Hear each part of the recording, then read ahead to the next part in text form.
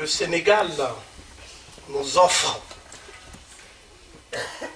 l'occasion et l'opportunité unique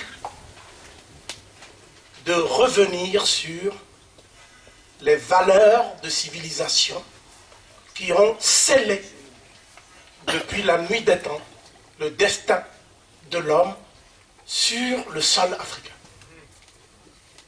L'Afrique, dans l'état actuel de nos connaissances, n'est pas seulement le berceau de toute l'humanité, elle est également le berceau de la civilisation, et je dirais qu'elle est, à ce titre, à ce double titre, le concentré de toutes les espérances de l'humanité. En d'autres termes, l'Afrique a été, l'Afrique est et l'Afrique sera. L'Afrique a été en ce sens que, depuis 7 millions d'années, date de l'émergence du spécimen Toumaï, jusqu'à 200 000 ans, date de l'émergence du premier homme anatomiquement moderne. Et vous voyez à l'échelle du temps combien les phénomènes cycliques que vous appelez la traite négrière, la colonisation, etc., ne sont que des parenthèses et des accidents face à une histoire multimillénaire.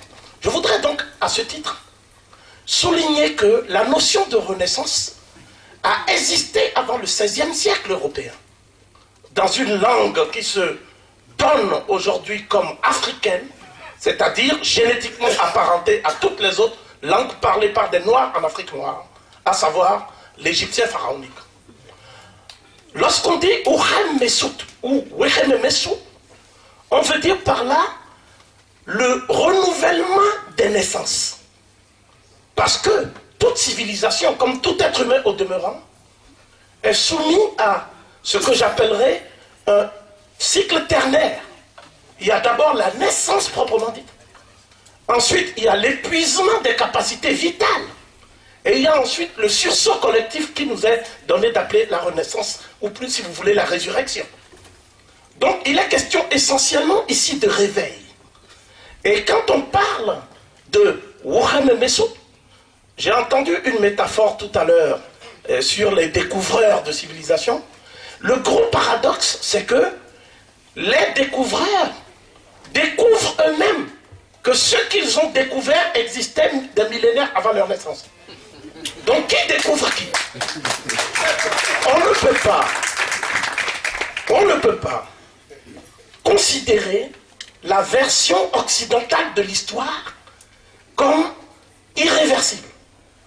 Vous savez que dans les différentes écoles occidentales elles-mêmes, il y a, pour ainsi dire, une remise en cause du paradigme sur lequel nous fonctionnons aujourd'hui. Donc, pour nous, le fameux événement qui aura lieu en décembre devra se pencher sur le destin du continent africain dans le monde qui se construit. Est-ce que le continent africain sera une fois de plus l'éternel pourvoyeur de matières premières, le continent assisté, le continent sinistré, qu'on se plaît à nous présenter tout le temps? Lorsque nous parlons du continent africain, nous parlons en fait du véritable socle sur lequel s'est édifié l'humanisme. Un éminent égyptologue français, François Domas, disait qu'il n'aurait jamais existé des humanités gréco-latines sans les études que Platon, Eudoxe, Archimède, Pythagore et tous ceux qu'on nous a cités ici ont entrepris sur les bords du Nil. Lorsqu'on veut dire que l'Afrique a découvert l'Occident au XVIe siècle, c'est une entorse à la vérité historique. Et nous savons que les Occidentaux eux-mêmes, ceux qui savent s'instruire aux sources des humanités, ne peuvent pas faire cette affirmation. Donc notre défi, ce n'est pas de prouver à l'Occident que nous aussi, nous sommes civilisés, c'est le aussi qui est de trop. Et qui dénote une attitude pathologique d'infériorité congénitale. Lorsque nous parlons non pas du point de vue d'un complexe d'infériorité, complexe de supériorité. Nous souhaitons réinventer le complexe d'égalité. Et c'est là où le nom de Cheikh Anta Diop prend toute sa résonance. Lorsque nous parlons de renaissance africaine en Afrique, on ne peut pas oublier une date cruciale, 1948. Dans une revue qui est aujourd'hui qui appartient à l'histoire et aux antiquités, le musée vivant en l'occurrence, Cheikh Anta Diop a produit un article intitulé « Quand pourra-t-on parler d'une renaissance africaine ?» Il ne nous a pas échappé que depuis, certains se sont efforcés de s'approprier ce concept parce qu'ils en mesuraient manifestement l'importance et le caractère extrêmement prospectif. Mais, dans le cas qui est le nôtre, je vais oser 3 propositions. Et je vais conclure sur ça. Donc, retenez bien que les Occidentaux, à partir de la Renaissance italienne, nous sommes à une époque où, en fait, l'Afrique avait déjà perdu l'initiative historique. Vous savez très bien, on a parlé du monde arabe, qui est une civilisation éminemment riche et féconde. Mais les Arabes, lorsqu'ils entrent en Espagne en 711, dans leur armée, il y avait beaucoup de Noirs qu'on appelle des morts. Et ils ne sont pas entrés en venant directement de la péninsule arabique. Ils ont fait une sorte de passage de transit vers l'Égypte. Donc, nous savons qu'en 639, la conquête démarre de l'Égypte. En 640, elle est achevée pour l'essentiel. C'est donc, et il faut avoir l'honnêteté de le reconnaître, c'est donc le legs technologique des civilisations de la vallée du Nil, notamment les civilisations de la vallée du Nil égypto-nubienne, qui ont fécondé la civilisation arabe elle-même et qui ont permis aux Arabes, lorsqu'ils entrent en 711, ils sortent en 1492, vous voyez le nombre de siècles, ils ont marqué durablement l'Europe.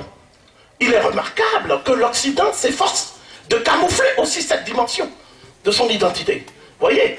Donc l'Afrique noire n'a pas vocation à être le seul continent, la seule partie du monde à se dissoudre toujours dans des identités artificielles et à faire abstraction de ces valeurs de civilisation, c'est-à-dire, comme l'a dit le doyen Doumbé Fakoli, sa langue qui est le véhicule, le réceptacle et le concentré de sa vision du monde, sa spiritualité qui est millénaire, c'est-à-dire elle a précédé les religions dites révélées, n'est-ce pas?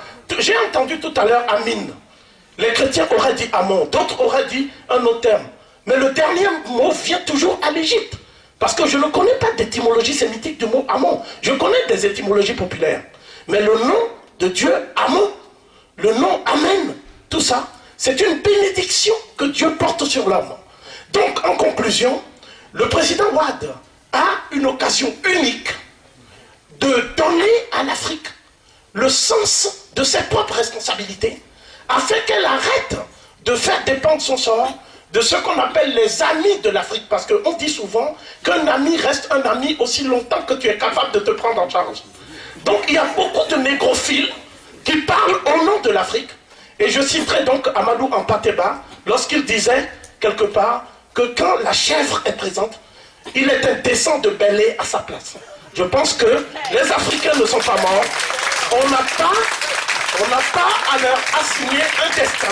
Ils sont des acteurs de l'histoire qui cherchent également à façonner leur propre destin. Merci.